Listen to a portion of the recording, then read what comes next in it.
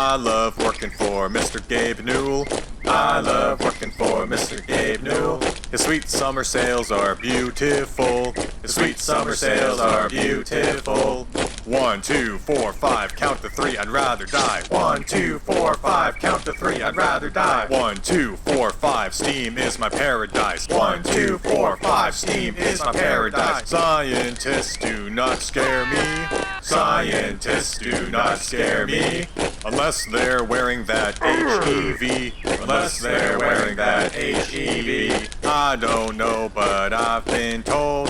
I don't know, but I've been told.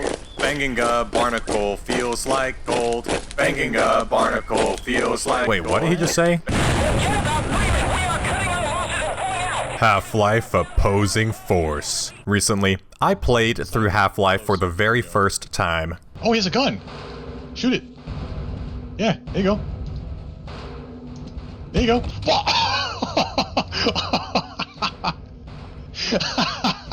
Continuing my quest to being able to call myself a real gamer, it was like getting my first Pokemon Gym badge. You know, it's a start, but I still have a long way to go. I found Half-Life to be one of the most engaging, well-crafted video games I have ever played. A delicacy that has aged like fine wine, and I needed more of that shit. So, after I defeated this floating scrotum with arms and the credits rolled, it's no surprise that people immediately started recommending that I play the expansions? The expansions? I thought Half-Life games went like this, but turns out, it's more like this. The concept of an expansion pack has had many varied takes throughout the gaming decades. Some developers use expansion packs to build off a successful game, using the same engine and mechanics, but utilizing them in entirely new scenarios. It's like using toys as a kid, and you're playing Western cowboys. That totally won't end with your mental anguish. But then you can use those same cowboys and instead play... Oh my god, there's zombies now. But while you have many great examples of expansion packs, you also have the other end of the spectrum. Okay everybody, it's time for another yearly expansion pack release. This will be the 5th one. Wow, it's amazing that the game has 5 expansions worth of content that you can play. I mean, right? Like, what a great deal for the players.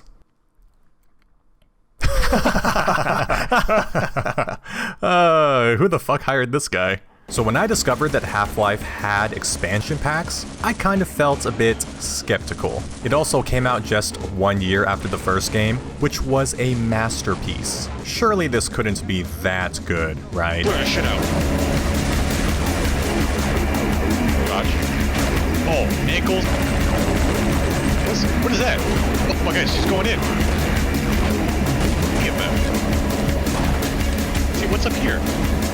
Oh! What the fuck? Half-Life Opposing Force is a standalone expansion pack that lets you play as the military that was sent in to help the Black Mesa scientists escape the facility, by politely escorting them out of the base and into the afterlife. You take the role of Adrian Shepard, a HECU corporal taking part in the operation to cover up the resonance cascade incident caused by a certain someone. Can I do that? Funny enough though, technically you don't know that it's a cleanup mission. This highly trained military thought it was a good idea to not explain what the hell you're doing until you're actually there and about to do it. I will give you your orders when we have reached the LZ. You got that, soldier? Can I just say, I absolutely love when games let you play from the enemy perspective. Just being able to look at the universe you love through a whole new lens lets you see things you probably never would've, all while still retaining that Half-Life magic.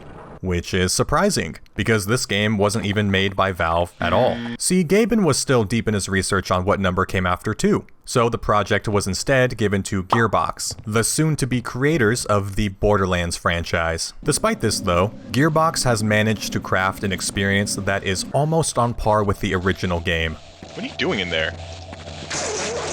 You fucking idiot! What was that? Almost. Some things just don't hit the same. When I'm whacking with you, I'm thinking of her. So why is Opposing Force so good? Let's find out as I bunny hop into the next chapter of Half-Life. Look, I need to talk about atmosphere first before gameplay, because 1, it's something that is crucial to nail in a Half-Life game, and 2, it's insanely good here. Barry, no! Barry, imagine dying by a health kit. I was right there. Following the tradition Half-Life sets with banger tutorial levels, Opposing Force starts you off in a boot camp. What's your name, dirtbag? Joe, sir. Sound off like you Joe, got a mama! bear. By the way, my mouse was bugged at the beginning, so I couldn't look around, and I literally thought it was a game/lore reason that you couldn't turn your head, because the ROTC kid within you is unshakable, unyielding. I'm such a massive fan of the way Half-Life uses its tutorial levels to world build. MP, massive penis, sir. It's a great name. The training base itself is full of life and environmental storytelling. Touch your fucking nose to the ground. Alright, I got you. I got you covered, sir. What is head? Like the head of the army? No, that's that's the room where you get some crazy dome. Look, the army. Look, it can get quite lonely. Okay, you got to keep the morale high for all the boys. So no head. I do wish it was a little bit more explorable, like the Half-Life intro, but it's 1999, what can you do? Here the game shows off some of the new weapons and mechanics that come with this expansion, such as night vision goggles. Honestly, this is a pretty cool mechanic, although it makes my eyeballs want to bleed. So I just did this instead. Is it really that dark if I turn it off? I bet I can do it without the light. Let's see here, yep. Yeah, this way, that way, uh-huh. No! Did I just make that, actually? Oh, it's just amazing. What? We'll touch a bit more on the sandbox later though. This tutorial definitely helps establish the military aesthetic. By the end of the day, I'll have you eating danger and crapping victory.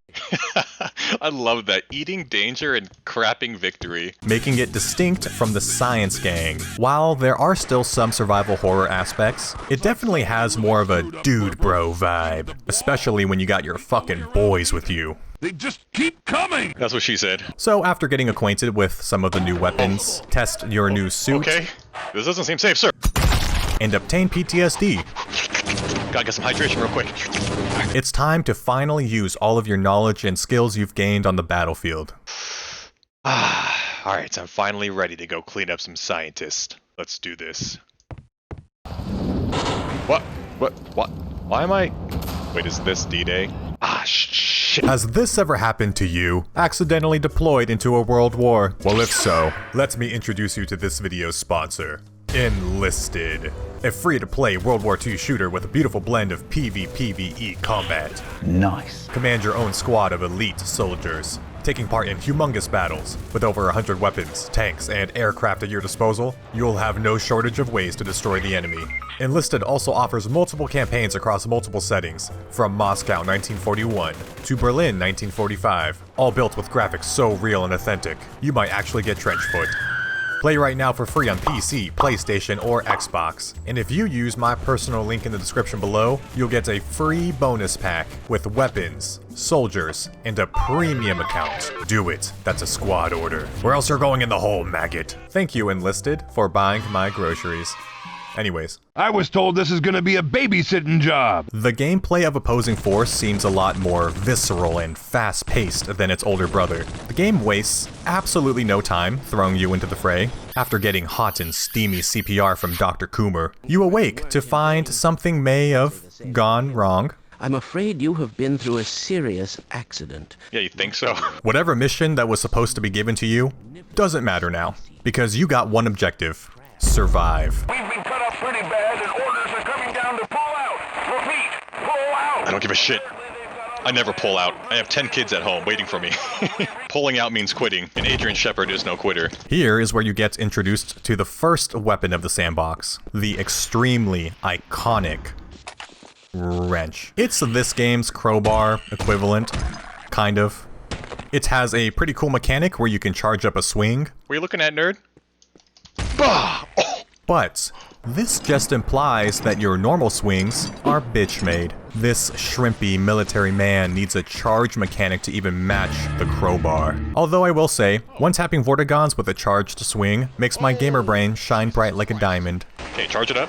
You ready? Just a prank, bro. Oh my god! The overall sandbox of opposing force is insanely impressive. That's right. Oh my god, that scared the... What is this? And is rolled out to you pretty swiftly, like you have a full arsenal within a couple hours of playing. It actually has 9 new items, which is just crazy for an expansion that is half the original game's length. This game has some incredibly unique and disgusting looking weaponry. Bro, hear me out. Hear me out. Probably my want favorite my thing in this barnacle expansion pack, though, is the barnacle grapple. Oh my god, no fucking way. It's like Spider-Man, except way more unsanitary. Hear me out. I wish this game had more parkour sections that utilize this mechanic, because it's just so much fun. I mean, you can use it to give the enemy that slop top 9000 before they explode. I'm about to blow. Getting access to more of the military's guns, such as the sniper, which is the most satisfying gun in the game, by the way. That's right. Oh yeah, these kids are definitely bronze. And a fucking M249. There's also the displacer cannon, which fires a ball of instant death. Come on, that's a hit. That's a hit. Let's go! That's Or cool. if you right What does click, do? it just randomly teleports you to somewhere in the universe. What the? Dude, it's the tutorial lady. Sometimes it's very helpful and gives you supplies. Other times, not so much.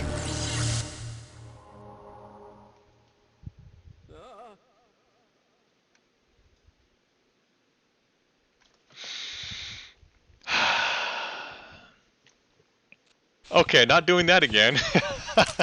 Despite all the new tools of destruction, this game will pummel your ass. I did hard difficulty my first playthrough, because your mans is just built different like that, and let's just say, I did not leave that game the same man. The enemies seem to be a lot more aggressive and numerous in this game. They also decided to crank up the bullshit meter to 11 compared to the first Half-Life. He's dead? Yeah, there we go. What the fuck? Hello? Where did you come from? There are so many things that want to outright instabone you. Some that aren't even real enemies. You know, I probably have to turn something off. Knowing Half-Life, right? Yeah, but...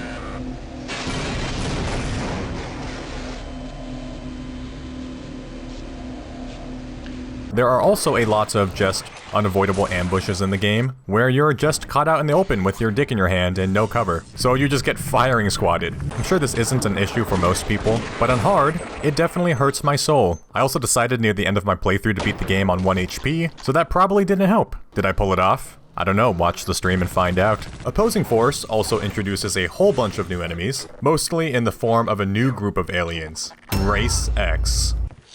Oh my god! Jesus Christ. Honestly, not much is really explained about Okay, yeah, Race this is X. fine. They just kinda show up, and then as far as I know, are never brought up again. They Move, offer kid. some gameplay variety.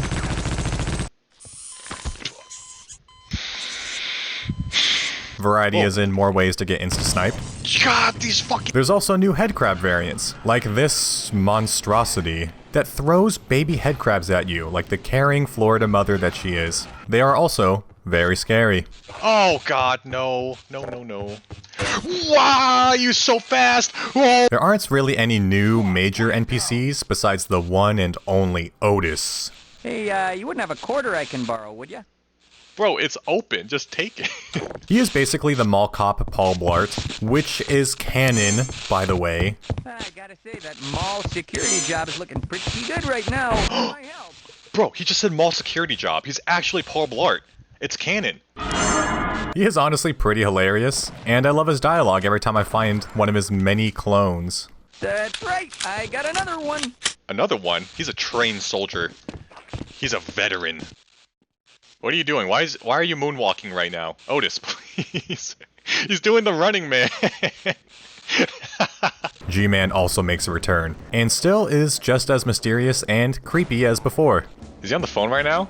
He's like, oh my god, you would not believe this. I just came out from work, and there's a giant alien monster just blocking my path. Just backseat gaming you by saving your life. Ugh, what a jerk. I'm still very curious to see how his character evolves in the future Half-Life games. If it does at all, we'll see. In terms of level design, it's pretty much what you would expect from a Half-Life game. Very vertical, believable play spaces with a mix of them nice, but janky physics puzzles. There is some inconsistencies with this one though, and you can tell it lacks the Valve logic sometimes. Like for example, this power box needs to be turned off to get past this area. I try hitting it, thinking I can explode it, turns out there's a lever. Cool. This area, there's also electricity, so I aimlessly wander around like a goddamn brainlet, only to finally realize you have to shoot this power box way over here. It can be kind of frustrating sometimes when you're trying to figure out how to progress through certain areas, but it doesn't happen very often. Levels can also be downright confusing layout-wise. This lab part in particular, I just got completely lost in. Navigational skill issue. Overall, Half-Life Opposing Force honestly blew my expectations away, and is a perfect example of what an expansion pack should be. It introduces tons of new weapons and mechanics, and just further builds on the lore the first game established. However, it just feels like a lot of the new stuff it tried to do just didn't have enough time to be fully fleshed out, which is a shame. It has a lot of bullshit in it, but it's just so Half-Life and charming that you can tend to look past some of the red flags and be happy anyways. I hope you guys enjoyed the video. Please let me know if you want to see me continue the Half-Life series. I'm highly enjoying myself. Your reward for getting this far into the video is a rare Bubba Puppy picture. Remember to play Enlisted for free on PC, PlayStation, or Xbox by using my link in the description below. Using this link not only helps support my channel, but it also gives you a free bonus pack, including weapons, soldiers, and a premium account. Thank you again to Enlisted for sponsoring today's video. That's all from me. I'll see you in the next video. Peace. I'll catch you. I'll catch you. I'll catch you. No fucking way! You know what? I don't know what I was expecting there.